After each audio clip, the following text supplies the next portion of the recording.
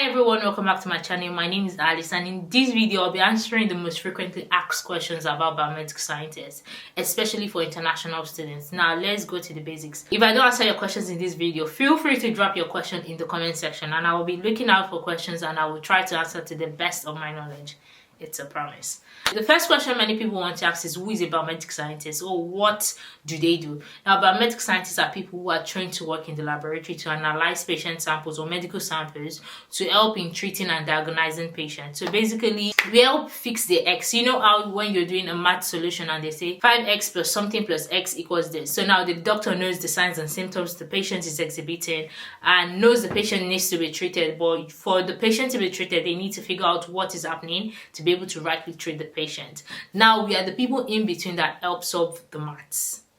Yes, that's like the simple way I can put it. We help solve the maths basically. So we help figure out what is wrong with the patient by carrying out maybe specific investigation or different laboratory investigation on patient samples. So it could be samples ranging from blood to tissues to any kind of samples. We do our maths and a bit of magic using edge cutting instrument obviously and technology, and then we get the answers and then we can provide that to the doctor and the doctor can in turn treat the patient properly.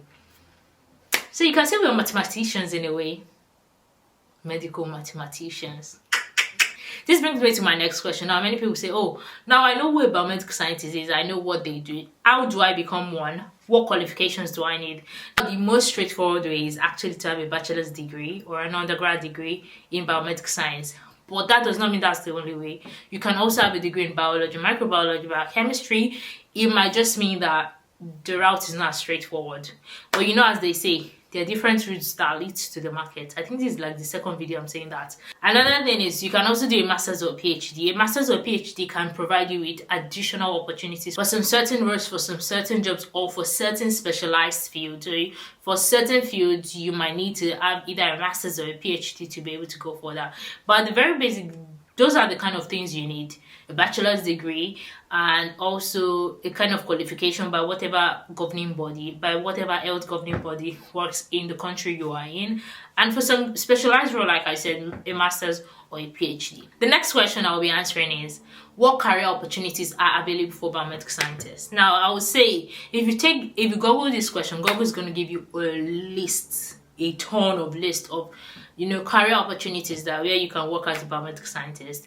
But realistically speaking, or in terms of limelight, in terms of how much is available, in terms of how much opportunities is available in certain fields, I'll say the easiest place to work as a biomedical scientist is the laboratories, clinical laboratories, either diagnostic laboratories or hospitals, because those are the places where there are more vacancy or more vacancy options to actually employ biomedical scientists. So now I will still say clinical laboratories are the biggest employers of biomedical scientists. I'm not saying there are not other options outside, but I'm saying clinical laboratories are the biggest employers of biomedical scientists. So the first career option you have as a biomedical scientist is to be able to work in a clinical laboratory or a diagnostic laboratory, be it in a hospital or a standalone diagnostic laboratory. Now, the next popular career option as a biomedical scientist will be working in medical research. So that's maybe working in a university as a research assistant or working in a research facility. So basically, universities will always employ research assistants to either train like biomedical scientists, or also you see some standalone research labs, like research labs that are actually led by professors or doctors who are actually doing certain research in biomedical science. So that is one of the second biggest career opportunity I would say you can do as a biomedical scientist, just because I'm not very sure about the statistics in terms of number, but that's like the second popular option you have in terms of career options. Another option that I would say is actually either going to pharmaceutical or biotech companies. Basically, you can work in biopharmaceutical companies. Those are companies that actually produce drugs, or you can work in biotechnological companies. Those are companies that actually come up with the instruments that we use in the lab. So in terms of instrumentation, the instrument or the machines we use in the lab, biotech companies are actually the ones that come up with that. So as a biomedical scientist, you can work in biotechnological companies. Now, it's not as straightforward as that, because most biotechnological companies will need you to have some sort of experience. They will always want to go for people who have an educational background in biomedical engineering, because it comes with, it's not just about knowing the biomedical, like that, the biological part of the field. They also need you to know the engineering part of the field, because you're going to be, dealing with machines and coupling machines and trying to figure out what makes machine ticks right or not. So that's another career path you can consider as a biomedical scientist. Now we also have some other areas like genetics and forensic science. You can also work in public health organization. And last but not the least, I will be stating is academia, like going into academics, teaching. That's another career option that we don't always talk about so much. But yes, going back into academics, teaching is a career option as a biomedical scientist. And now there are even more options, such as going into medical writing, going into regulatory affairs, quality, sales. There are now more roles or more opportunities or more areas that are now like limelight are being shown on them in terms of what you can do as a biomedical scientist. Now, all these roles or all these career paths will actually require specific things from you. Even if, yes, you did a degree, you have a degree in biomedical sciences, those are like just the foundational things you will need to get started in that area. Eventually, you will still need, some additional things depending on what career path you plan on taking. There are specific things that are peculiar to those career paths. So another question many people ask is, what's the difference between a biomedical scientist, a medical scientist, and a clinical scientist? A biomedical scientist is the same thing as a medical laboratory scientist. So depending on countries, different countries call biomedical scientists different things. In the UK, you tend to hear biomedical scientists a lot. In Africa, you get to hear medical laboratory scientists a lot. They are the same thing. In the US, they tend to call biomedical scientists clinical laboratory scientists. In Canada, I think they tend to call us medical laboratory technologists. So depending on the country, different country call biomedical scientists different things, but at the end of the day, they are still the same thing. It's just the terminology that is quite different. A biomedical scientist is someone who works in diagnostic lab. A medical scientist, remove the laboratory from the middle, and just a medical scientist is somebody that works solely in research. That is who a medical scientist is. So you see people who work in research that do not work on clinical samples. They work in research and they work in research or in helping to develop new assays or new procedures. Those people are called medical scientists. Now we have the people who are called clinical scientists. So in terms of career progression or career banding, clinical scientists are higher than biomedical scientists, because biomedical scientists, all you do is work on samples and produce results, send it by whatever means your hospital or your clinic does. Now clinical scientists are like a bridge between the doctors and the laboratories. Now clinical scientists, what they do is they work hand in hand with the doctor to help. At the first phase, they work hand in hand to help figure out, okay, these are the signs and symptoms of a patient. This is what is going on. What kind of test do you think we should run on this patient to try to figure out what's going on with this patient? Basically, they help interpret and say, okay, we will advise do this test, do this test, do this test. Make a list of tests which are sent to the lab. Those lists of tests and the samples are sent to the lab, and that is what biomedical scientists run. Now, once the results are ready, we will most likely, not all results are not very clear. Let me use that word. Results from the lab can be very voluminous. The doctor might not be able to properly interpret it. Now, that's what clinical scientists do. They interpret the result, telling the doctor, this is the result from the lab. Your patient is this. Like, in simpler terms, we've checked the titers. Okay, I can see certain titers of so antibodies. This is the meaning, basically. So a clinical scientist interprets test results and they work hand in hand with doctors. So in terms of diagnostic laboratory, clinical scientists are higher than biomedical scientists. The next frequently asked question is, how can I get an internship or replacement as an international biomedical science student? Traditionally, the answer will be, as an international student, apply to hospital for lab placement, go to research centers, look for roles, check job boards. But I think the honest truth is that there is not so much exposure or opportunities for international students to get biomedical science placement roles. I'm going to be very specific and speak about the UK because I don't know about any other country.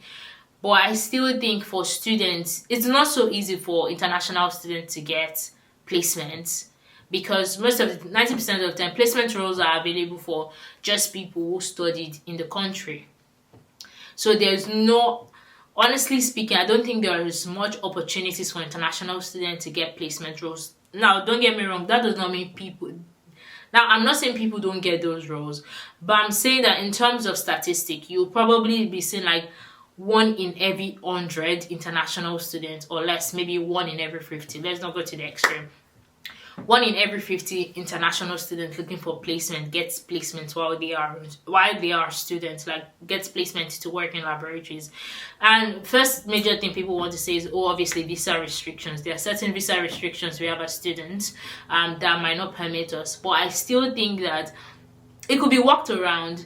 But then the way it is, especially here in the UK, it doesn't really favor international students to, get lab experience. That's why a lot of times you see most international students that come into the country, while working as students, you hardly see, you can literally count like a lot of people. I can count how many people I had that literally had the opportunity to work in a lab as students. Very few, very few. Now, I'm not saying, like I said, it's available, but it is not as frequent as you expect it to be.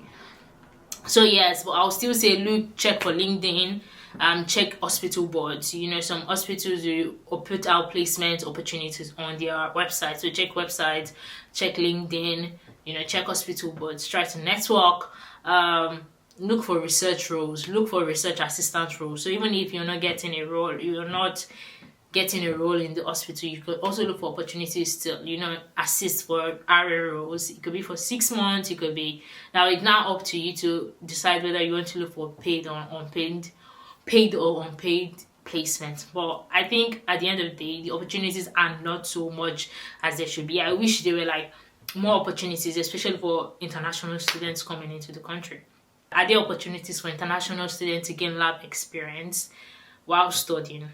It's not a perfect opportunity. So if you're coming to the UK and saying, oh, you want to gain lab experience while studying, I still think there's so much limitations, because the easiest place to get lab experience or lab exposure will be obviously while you're studying in your university. But even at that, there are so many limitations that a master's cannot really teach you. Yes, they'll teach you the theoretical aspect. I think I've talked about this in a couple of videos, or in one of my previous videos, about how as much as a master's is great, it doesn't really give you the lab experience. I don't think, let me be very specific now, I don't think the UK system does justice to giving enough lab experience.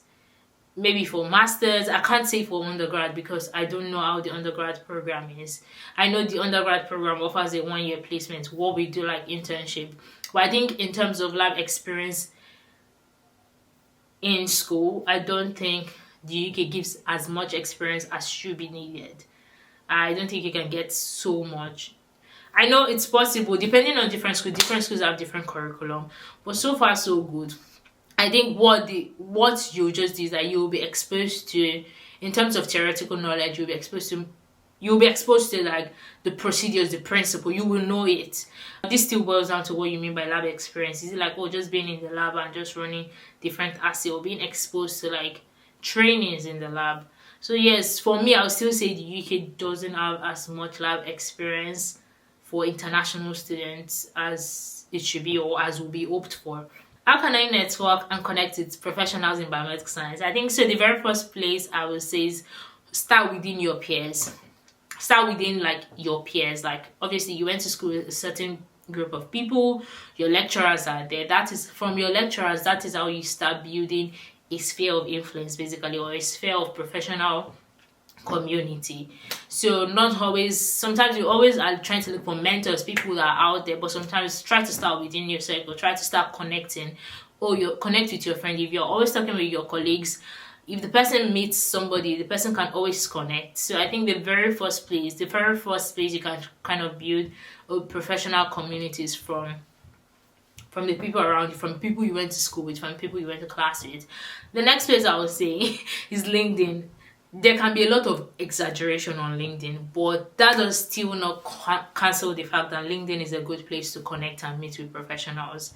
If you ignore the over-exaggeration of some certain people, or I feel like it's not a thing on the app, but if you ignore the over-exaggeration of posts, I think LinkedIn is a perfect place to connect and meet professionals. So make use of your LinkedIn, be professional, get connect, interact with people, comment, like. If you see a conversation that sparks your interest, comment, start a conversation, send a message. As much as possible, attend conferences, workshops, seminars. You can attend paid ones, great. If you cannot attend paid ones, look up for free ones around you. Physical conferences that you can attend. When you go for it, try to connect with people if they're talking about certain things. Have your input, get people's contacts. Don't just walk up to people and you obviously get their contact, but like talk with them, interact with them, so they know obviously you know what you're speaking or you know what you're saying. And just say, oh, can I connect with you? Or maybe on social media, can I follow you on social media? Can I get your number, your email? Those are ways by which you can actually connect with professionals in your field. What are the licensing requirements for working as a biomedical scientist in different countries? Now, every country has a licensing body. There is no country that doesn't have a licensing body for their health professionals. For the UK, it is HCPC. So you need to go through the HCPC process to get licensed to be able to work as a biomedical scientist. In the US, you have to have the ASCP certification. Yeah, the ASCP is the American Society for Clinical Pathology. So you have to have that certification, and you need to write an exam to get the ASCP certification. In Canada, you have to go through the CSMLS, which is the Canadian Society for Medical Laboratory Science. So you need to write an exam to actually be able to get the license to work there. In Australia, if you're in Australia, you have to register with AIMS. AIMS is the Australian Institute for Medical Scientists. Now, if you're going to be in Ireland, you have to go through the CORU system. So basically, at the end of the day, you just get the point that different countries have different licensing bodies that you have to go through. So all you need to do, I would say, is do your research. Well, if you found a country you want to go to, just do your research and try to figure out what you need. Some of the licensing bodies will just require you to maybe accreditate your, like, just basically compare your degree with what your own country is compared to theirs. Some will require you to take an exam. So just do your research, you'll find that out. Thanks so much for watching. If you watched this video to the end, I can't wait to see you in another video. Thank you. Bye.